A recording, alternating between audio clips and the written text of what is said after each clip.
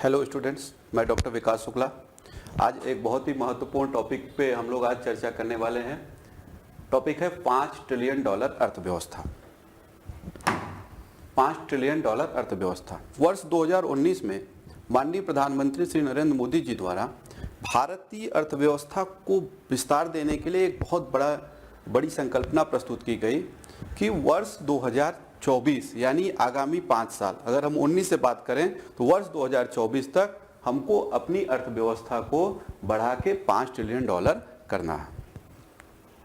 प्रधानमंत्री जी की इस संकल्पना के बाद भारतीय अर्थव्यवस्था के संदर्भ में उसके प्रोस्पेक्ट्स, उसकी चुनौतियां, उसको लेके एक लंबा विमर्श शुरू हुआ और ये जो टॉपिक है वो मुख्य परीक्षा और साक्षात्कार के लिए बहुत ही महत्वपूर्ण हो गया।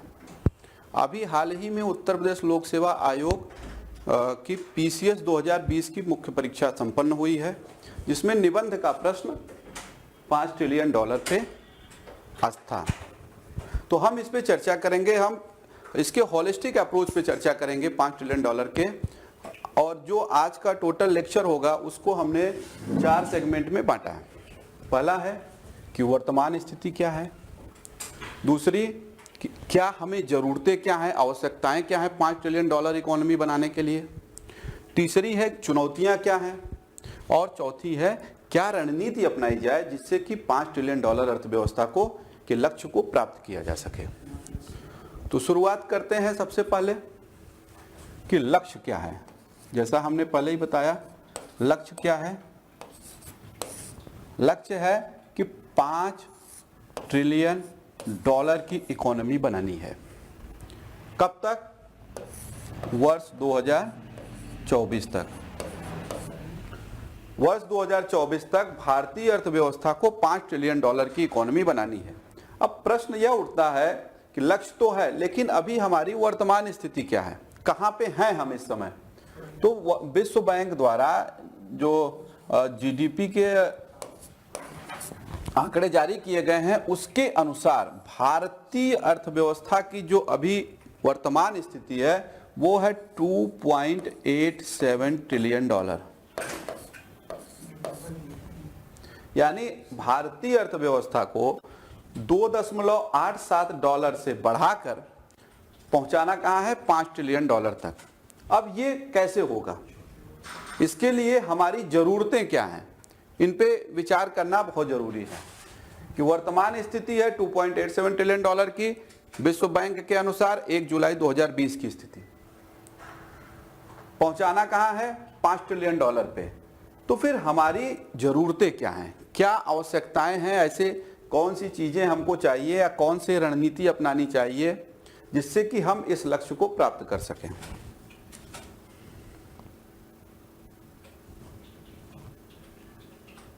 ठीक है, तो देखिए तमाम रिसर्च हुए और उन रिसर्च के आधार पर यह स्पष्ट हुआ कि अगर भारतीय अर्थव्यवस्था को 5 वर्षों में 5 ट्रिलियन डॉलर पहुंचाना है तो सबसे पहले हमको चाहिए 11 से 12% की समृद्धि दर।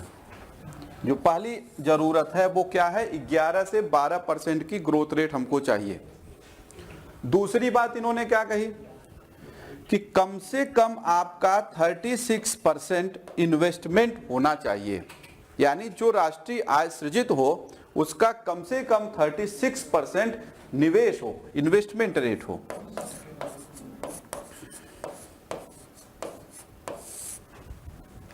अगर हम इस रणनीति पे चलें तब हम 5 सालों में भारतीय अर्थव्यवस्था को 2.87 ट्रिलियन डॉलर से बढ़ाकर 5 ट्रिलियन डॉलर तक पहुंचा सकते हैं। लक्ष्य बड़ा है, रणनीतियां बड़ी हैं। क्या ये संभव है? इसको देखते हैं वर्तमान सिनेरियो में कि क्या ये संभव है। तो भारतीय अर्थव्यवस्था की चुनौतियां देखते हैं, क्या चुनौतियां हैं इस लक्ष्य को प्राप्त करने में। तो अगर हम चुनौतियों पे चर्चा करें, अगर हम चुनौतियों को देखें तो भारत के समक्ष सबसे बड़ी चुनौती है निम्न समृद्धि दर की। जैसा कि अगर आप देख रहे हैं, हमने बताया लक्ष्य क्या है 11 से 12%। इस समय ग्रोथ रेट क्या है? नेगेटिव है, नेगेटिव ग्रोथ रेट है। अब चलिए हम मान लीजिए अगर कोविड एरा को छोड़ भी दें, एज ए जनरल अगर देखें तो भारत की जो ग्रोथ रेट है वो 6 to 8% के आसपास वेरी करती रही है। जब भारत के पिछले एक डिकेड से अगर हम देखें तो एवरेज जो ग्रोथ रेट है वो 6 to 8% के बीच में वेरी कर रही है, और हमको लक्ष्य क्या चाहिए? 12%। तो ऐसे में ये टास्क बहुत बड़ा है। दूसरी बात करें कि निवेश दर हमने कहा कि 36% चाहिए, लेकिन अगर हम एवरेज देखें भारत का तो वहां पे 29 to 30% का हमारा निवेश दर रहा है। कई सालों का अगर एवरेज देखें तो ये आपको निवेश दर मिला है। एक आध साल को छोड़ दें क्योंकि वहां पे 32% भी मिला है निवेश दर, तब भी देखें तो हम अपने लक्ष्य से काफी दूर दिखते हैं, क्योंकि अर्थव्यवस्था को $5 ट्रिलियन पहुंचाने के लिए जो जरूरी चीजें हैं वो अभी फिगर्स हमको नहीं दिख रहे हैं। तीसरी बात देखें कि इस समय कोविड एरा के अलावा पिछले 4-5 सालों से जो इंटरनेशनल डिमांड है वो काफी कम हो गई है। वैश्विक डिमांड कम होने से भारत की निर्यात आय में कमी की स्थिति उत्पन्न हो रही है, और डिमांड कम होने से इकोनॉमिक एक्टिविटीज भी प्रभावित हो रही हैं। तो ऐसे में ये भी एक बड़ी चुनौती है कि निवेश जो वैश्विक मांग है वो काफी नीची है। ऐसे में ग्रोथ प्रोस्पेक्ट्स नेगेटिवली प्रभावित होते हैं। इसके अलावा भारत में इधर विस्तार की नीति अपनाई गई। विस्तार की नीति का मतलब यह हुआ कि अर्थव्यवस्था में मांग को बढ़ाने के लिए बड़ी मात्रा में इन्वेस्टमेंट किया जा रहा है, कैपिटल डाला जा रहा है, लिक्विडिटी डाली जा रही है। इसकी एक बड़ी समस्या ये आएगी आने वाले समय में कि भारत में कीमतें बहुत बढ़ेंगी, स्फीतिक प्रभाव बहुत ज्यादा होगा। इस कारण से जब स्फीतिक प्रभाव होगा तो उससे न केवल निर्यात दुष्प्रभावित होगा बल्कि लोगों की बचत दर भी दुष्प्रभावित होगी, और जब बचत दर दुष्प्रभावित होगी तो निवेश का जो लक्ष्य है वो लक्ष्य पूरा हो पाना मुश्किल हो जाएगा। ऐसे में तीव्र स्फीतिक जो संभावना है वो भी भारतीय अर्थव्यवस्था को $5 ट्रिलियन पहुंचाने की दिशा में एक बड़ा अवरोधक हो सकता है। एक और बिंदु पे विचार करें तो भारत में बेरोजगारी इस समय 6% के आसपास है। ये पिछले 40 सालों में सबसे ज्यादा बेरोजगारी दर की स्थिति है। यह दर्शाता है कि भारतीय अर्थव्यवस्था में इस समय इंटरनल डिमांड कम होने के कारण या फिर इकोनॉमिक एक्टिविटीज के दुष्प्रभावित होने के कारण बहुत बड़ी मात्रा में बेरोजगारी की स्थिति है और बड़ी मात्रा में छटनी की स्थिति भी है। तो ऐसे में जब रोजगार ही नहीं है तो हम $5 ट्रिलियन इकोनॉमी का लक्ष्य कैसे प्राप्त करेंगे? ठीक है, तो ये सारी चीजें फिगर्स ये बता रहे हैं कि 5 वर्षों में $5 ट्रिलियन की इकोनॉमी का लक्ष्य पाना कठिन क्यों है। लेकिन क्या वास्तव में ये कठिन है या कुछ ऐसी रणनीतियां हैं जिनको अपनाया जाए तो $5 ट्रिलियन इकोनॉमी प्राप्त किया जा सकता है? जैसे आपसे साक्षात्कार में ये प्रश्न पूछा जा सकता है कि क्या नहीं प्राप्त किया जा सकता, या क्या आप सुझाव दे रहे हैं? तो उन विश्लेषण वाले मुद्दों पे हम आते हैं कि ऐसी कौन सी रणनीतियां अपनाई जाएं जिससे कि भारतीय अर्थव्यवस्था को $5 ट्रिलियन के स्तर तक पहुंचाया जाए।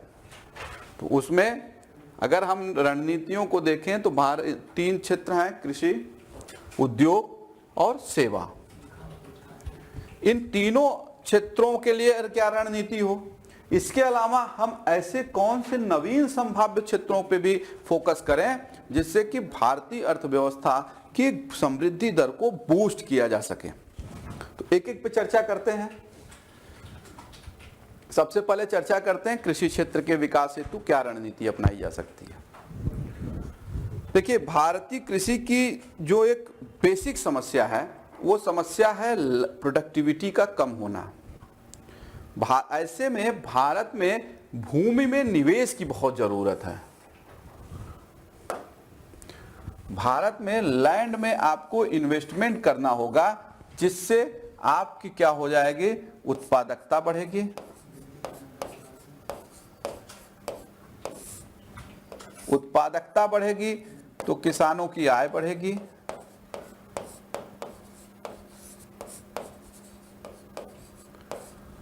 किसानों की आय बढ़ेगी तो इससे क्या होगा, निवेश कृषि में और बढ़ेगा। यानी एक समग्र रूप से देखें तो एक बड़ा इन्वेस्टमेंट चाहिए लैंड में, इस पे फोकस करने की जरूरत हो। अगर फोकस करें तो ये क्या करेगा, ये एग्रीकल्चरल ग्रोथ को मल्टीपल्स फोल्ड में ये इसको क्या कर सकता है, बढ़ा सकता है। दूसरी बात करें अगर कार्बनिक कृषि, भारतीय अर्थव्यवस्था के विकास के लिए कार्बनिक कृषि एक बहुत अचूक अस्त्र की भूमिका निभा सकता। कार्बनिक कृषि में अपार संभावनाएं हैं। जिस हिसाब से एनवायरमेंटल कॉन्शियस बढ़ रहा है, हेल्थ कॉन्शियस बढ़ रहा है, तो कार्बनिक कृषि न केवल भारत के इंटरनल एग्रीकल्चर को प्रमोट कर सकती है, बल्कि वह एक्सटर्नल मार्केट से भी बड़ा लाभ उठा सकती है। तो कार्बनिक कृषि पे फोकस करके, जैविक कृषि को प्रमोट करके भी कृषि क्षेत्र की समृद्धि दर को बहुत तीव्र किया जा सकता। इसके अलावा एग्रीकल्चरल इंफ्रास्ट्रक्चर, अभी भी भारत में एग्रीकल्चरल इंफ्रास्ट्रक्चर बहुत कमजोर है। इस एग्रीकल्चरल इंफ्रास्ट्रक्चर को बढ़ाकर भारतीय कृषि को बहुत नई ऊंचाई पे भेजा जा सकता है। इसमें क्या है, कृषि आधार संरचना में क्या क्या आएगा। सबसे बड़ी पहली चीज तो आप देखिए कानून,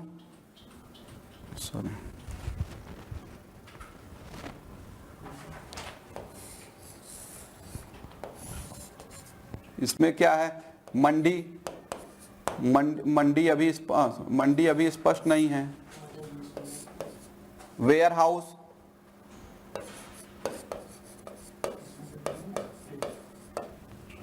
इसके अलावा आपका परिवहन, कानूनी संरचना,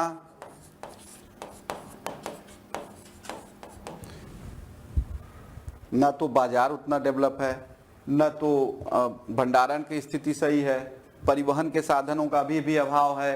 कानूनी संरचना, यद्यपि कानून बनाए गए हैं, सुधार हुए हैं, उस पर विरोध हो रहा है। फिर किसी लेक्चर में उसको हम इस डिटेल में चर्चा करेंगे उस पर।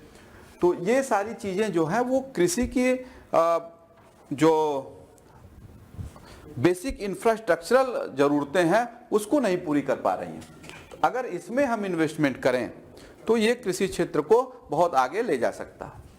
इसके अलावा एक बहुत बड़ी संभावना है भारत में, जिस पे ध्यान नहीं दिया गया अब तक पॉलिसी में, और बहुत बड़ा प्रोस्पेक्ट है जो भारतीय अर्थव्यवस्था को बहुत बड़ा बूस्ट दे सकता है, वो है फूड प्रोसेसिंग इंडस्ट्री। अभी भी भारत में खाद्य प्रसंस्करण की संभाव्यता तो बहुत ज्यादा है, लेकिन विकास बहुत कम है अन्य विकसित देशों की तुलना में। तो खाद्य प्रसंस्करण क्षेत्र पे अगर हम लोग फोकस करें तो यहाँ पे ग्रोथ प्रोस्पेक्ट्स 10 से 12 नहीं, ग्रोथ प्रोस्पेक्ट्स यहाँ पे आप 200 से 500% भी प्राप्त कर सकते हैं। इस पे विशेष ध्यान देने की जरूरत है। इसके अलावा एग्रीकल्चर में आत्मनिर्भरता जो है अभी खाद्यान्नों में है, विशेषकर गेहूं और चावल में। अब द्वितीय हरित क्रांति पे अगर ध्यान दिया जाए तो द्वितीय हरित क्रांति आपकी ग्रोथ अगर जिसमें मिलेट्स हो गए, पल्सेस हो गए, अदर क्रॉप्स हो गए, इस पे फोकस करके कृषि की प्रोडक्शन और कृषि की प्रोडक्टिविटी दोनों को बढ़ाया जा सकता है। हरित क्रांति में दो चीजें हैं, एक तो जो उपज है, उपज का विस्तार हो रहा है,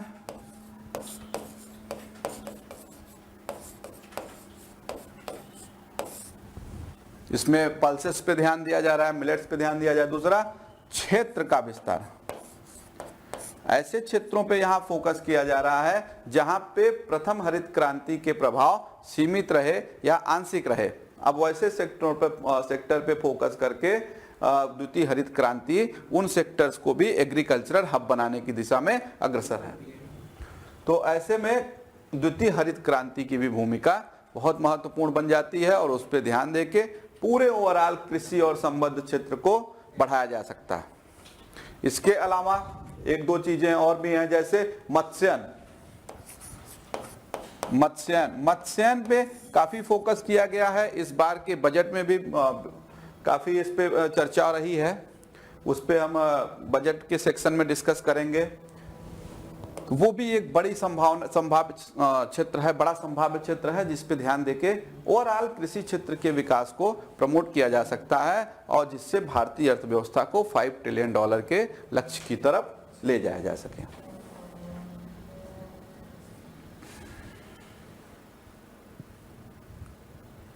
उद्योग, दूसरे सेक्शन पे आते हैं कि उद्योगों का विकास कैसे हो। उद्योगों के विकास के लिए सबसे जो जरूरी है वो है व्यवसाय सुगमता।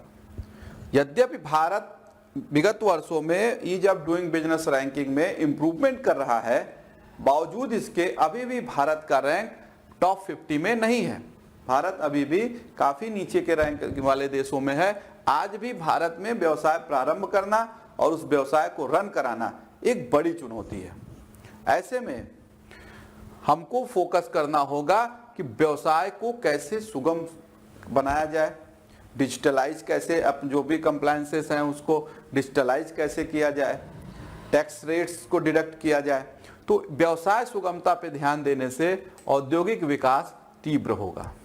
इसी के साथ लेबर लॉज, अभी भी बड़ी इंडस्ट्रीज में और आपको इवन छोटी इंडस्ट्री लगाना है या फिर विनिर्माण का क्षेत्र है, निर्माण का क्षेत्र है, वहाँ पे आपको कई श्रम अवरोध हैं, तो श्रम कानूनों को सरल बनाना चाहिए।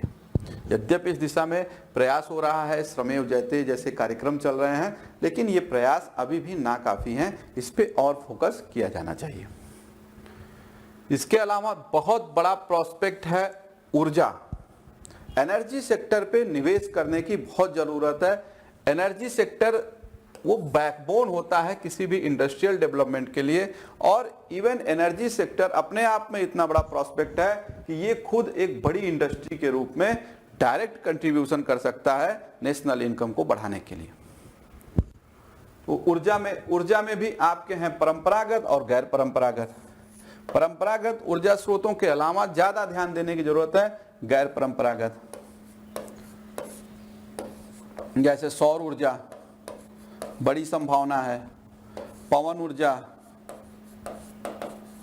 इन सब सेक्टर्स में अगर ध्यान दिया जाए, इन्वेस्टमेंट किया जाए, तो आपके ये इसके देखिए बहुआयामी प्रभाव होंगे। एक तो उद्योग बढ़ेंगे, दूसरा ये क्या होगा, ये आय बढ़ाएगा, तीसरा रोजगार बढ़ेगा। तो सब मिला के ऊर्जा सेक्टर पे अगर फोकस किया जाए तो तमाम इसके ऐसे आफ्टरमैथ निकल के आएंगे कि आप की अर्थव्यवस्था बहुत तीव्र गति से आगे बढ़ेगी।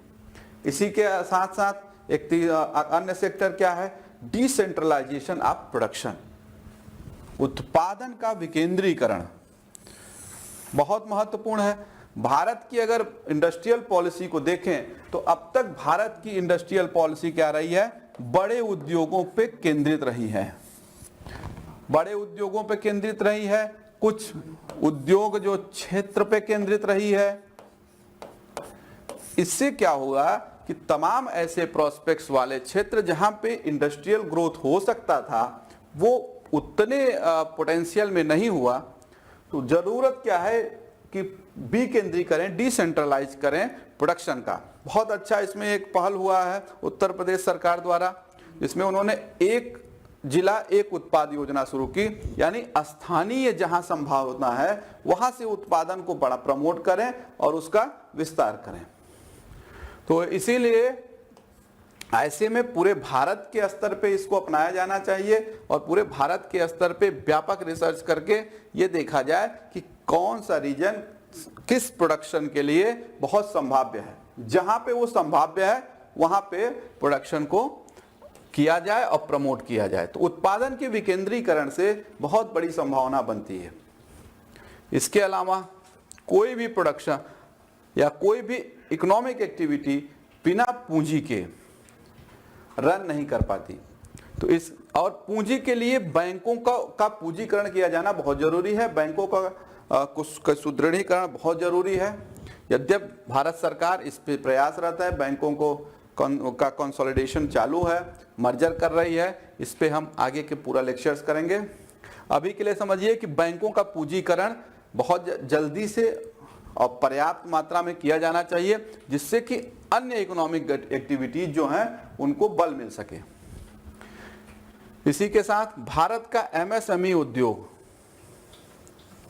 एमएसएमई मतलब marginal small and medium enterprises, यानी छोटे सूक्ष्म लघु और जो छोटे उद्यम हैं वहां पे बहुत ज्यादा सपोर्ट की जरूरत है, वहां पे विकास के लिए तमाम प्रोत्साहन की जरूरत है। अगर इस पे करें तो यहाँ पे भी ग्रोथ प्रोस्पेक्ट्स आप देखिए 2 डिजिट ग्रोथ प्रोस्पेक्ट यहाँ पे हैं। आप 25 एक अनुमान के अनुसार आप 25 से 30% तक की ग्रोथ रेट बड़े आसानी से एमएसएमई सेक्टर में पा सकते हैं। तो ओवरऑल अगर इन सेक्टर्स पे काम किया जाए तो उद्योग क्षेत्र को तीव्र गति से बढ़ाया जा सकता है। अब आते हैं सेवा क्षेत्र पे। सेवा क्षेत्र के विकास हेतु देखिए भारत में सेवा क्षेत्र जो है वो लगभग 60% की हिस्सेदारी रोल प्ले करता है। उस 60% के रोल में बड़ा पोर्शन है आईटी और बीपीओ का। इसके अब भारत में कुछ ऐसे सर्विस सेक्टर्स पे फोकस किया जाना चाहिए जिनसे ग्रोथ रेट और ज़्यादा तीव्र गति से बढ़े और उसमें तमाम ऐसी संभावनाएं तलाशी जानी चाहिए जिससे सेवा क्षेत्र का विस्तार हो और भारत की राष्ट्रीय आय और तीव्र गति से आगे बढ़े। तो उसमें देखिए एक बड़ा प्रोस्पेक्ट है पर्यटन। पर्यटन कैसा? एक हुआ स्वास्थ्य पर्यटन,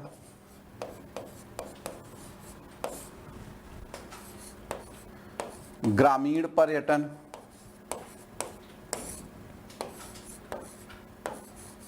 योग,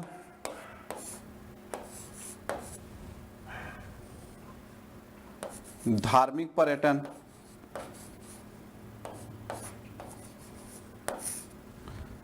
भौगोलिक पर्यटन के अलावा ये स्वास्थ्य, ग्रामीण, योग, ये सब नई उभरते क्षेत्र हैं जहां पे अगर भारत सरकार ध्यान दे और इसको प्रमोट किया जाए तो ये भारत की जीडीपी में एक बहुत बड़ी भूमिका अदा कर सकते हैं। बहुत बड़ा प्रोस्पेक्ट है हेल्थ टूरिज्म का, रूरल टूरिज्म का, योग का, धार्मिक जो एक्टिविटीज, धार्मिक जो प्लेसेस हैं वहाँ के पर्यटन का। तो पर्यटन सेक्टर अभी भी भारत में पर्यटन सेक्टर में विविधीकरण करने की जरूरत है और इस विविधीकरण से तो अनेक लाभ लिए जा सकते हैं। पर्यटन के साथ साथ और क्या किया जा सकता है? नवीन वैज्ञानिक क्षेत्र। नवीन वैज्ञानिक क्षेत्र का क्या मतलब हुआ? नवीन वैज्ञानिक क्षेत्र से तात्पर्य यह है कि जो नई वैज्ञानिक जो नए वैज्ञानिक अवसर उत्पन्न हो रहे हैं उनका कैसे दोहन हो। तो नवीन वैज्ञानिक क्षेत्रों में देखिए एक तो आ रहा है internet of things. Internet of things क्या है? इंटरनेट ऑफ थिंग्स का मतलब ये हुआ कि चीजों को इंटरनेट के माध्यम से जोड़ के और उनके साथ उनको कंट्रोल करना है। जैसे उदाहरण आप देखते होंगे एलेक्सा है, एलेक्सा ये करो वो करो, एलेक्सा कर देता है। लाइट कम, पंखा से कनेक्ट है, पंखे की वो वेलोसिटी को कम कर दिया, लाइट बल्ब को कम कर दिया, रोशनी बढ़ाया। तो इंटरनेट ऑफ थिंग्स बहुत बड़ी संभावना है, इस पे काम किया जाना चाहिए। दूसरा है artificial intelligence, AI. Artificial intelligence का मतलब हुआ कि मशीनों में ऐसे सॉफ्टवेयर्स ऐसे डेवलप किए जाएं कि वो लॉजिकल डिसीजन भी लेने लगे। आर्टिफिशियल इंटेलिजेंस का वो है। इसके साथ रोबोटिक्स बड़ा वो महत्वपूर्ण है, इस पे ध्यान दिया जाना चाहिए।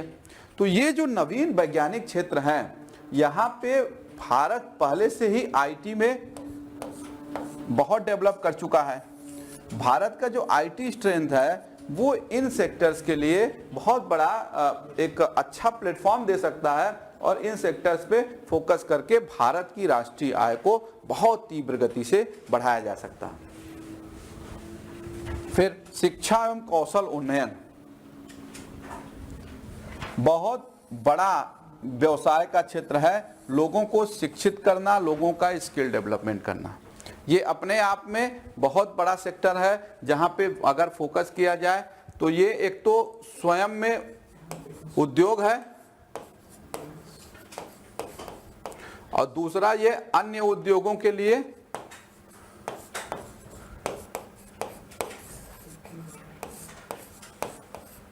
सहायक भी है। यानी शिक्षा एवं कौशल उन्नयन अपने आप में बड़ा उद्योग है, बहुत बड़ी संभावना है इसके दोहन की, और ये अगर होता है तो ये अन्य उद्योगों के लिए सहायक भी है। तो भारत को शिक्षा एवं कौशल उन्नयन पर विशेष ध्यान देना चाहिए। इससे क्या होगा कि भारत की राष्ट्रीय आय बहुत तीव्र गति से बढ़ेगी। इसी तरह से पैरामेडिकल सेवाएं, पैरामेडिकल न केवल भारत में अपितु दुनिया के बहुत सारे देशों में पैरामेडिकल सर्विसेज की बहुत जरूरत है, और भारत का जो मानव संसाधन वाला देश है वहां से वो पैरामेडिकल अगर सेवाएं दे तो एक नवीन सेवा क्षेत्र का स्कोप खुलेगा और ये भारत की राष्ट्रीय आय को बहुत तीव्र गति से बढ़ा सकती है। इसी तरह से व्यावसायिक सेवाएं हैं, लीगल सेवाएं हैं, सीए की सेवाएं हैं, ठीक है, सॉफ्टवेयर सेवाएं हैं, कॉल सेंटर की सेवाएं हैं, इनमें तमाम संभावनाएं हैं। यद्यपि इसमें डेवलपमेंट काफ़ी हुआ है लेकिन और डेवलपमेंट का इसमें स्कोप बनता है। तो इस तरह अगर हम देखें तो भारत में अगर इन सेक्टर्स पे ध्यान दिया जाए तो सर्विस सेक्टर को और तेजी से ग्रो किया जा सकता है। अब तो ये रहा ट्रेडिशनल। अब देखें कि ऐसी कौन सी संभावनाएं हैं भारतीय अर्थव्यवस्था में जिन पर अब तक फोकस नहीं किया गया या वो अब तक अछूते रहे हैं, और वहाँ पे ग्रोथ प्रोस्पेक्ट्स बहुत ज़्यादा हैं। और वो ऐसे सेक्टर्स की अगर पहचान करें तो उनमें देखिए कुछ महत्वपूर्ण जो आता है वो आता है महिला सहभागिता में वृद्धि। अगर ध्यान से देखा जाए तो भारत में अभी भी जो महिलाओं की कार्यशील जनसंख्या में महिलाओं की सहभागिता है वो बहुत कम है। एक अध्ययन के अनुसार अगर बात करें तो भारत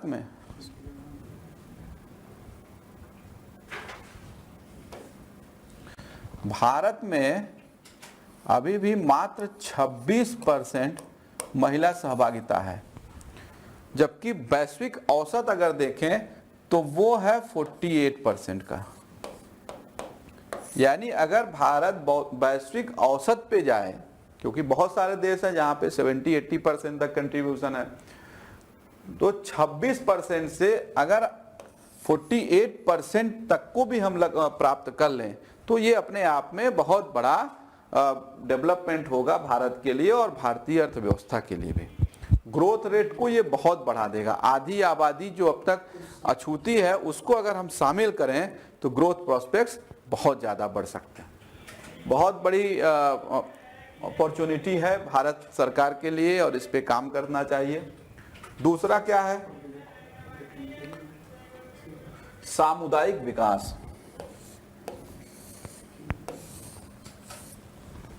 सामुदायिक विकास बहुत बड़ा सेक्टर है। अभी एक इस पे पूर्व आरबीआई के गवर्नर श्री रघुराम राजन जी ने एक किताब भी लिखी है, द थर्ड पिलर।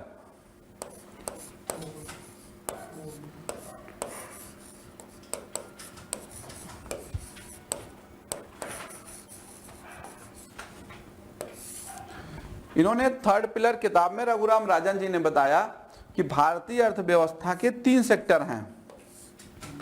एक है सार्वजनिक क्षेत्र, दूसरा निजी, और सार्वजनिक निजी के अलावा इन्होंने बताया कि सामुदायिक क्षेत्र जो है, कम्युनिटी सेक्टर जो है, वो बहुत बड़ा फील्ड है जिस पे काम किया जाना चाहिए। और इस कम्युनिटी डेवलपमेंट में विकास की इतनी बड़ी संभावना छिपी हुई है कि ये भारतीय अर्थव्यवस्था के लिए निजी और सार्वजनिक क्षेत्र के बाद एक तीसरा स्तंभ बन सकता है। और सामुदायिक विकास एक्टिविटीज से कई फायदे हैं, मल्टीपल फायदे हैं इससे। एक तो आपको डायरेक्ट इनकम मिलेगा, दूसरा ये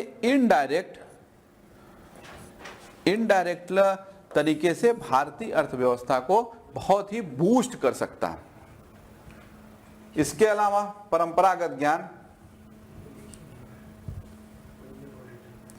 भारत में अभी भी परंपरागत ज्ञान में का आर्थिक दोहन नहीं हुआ है।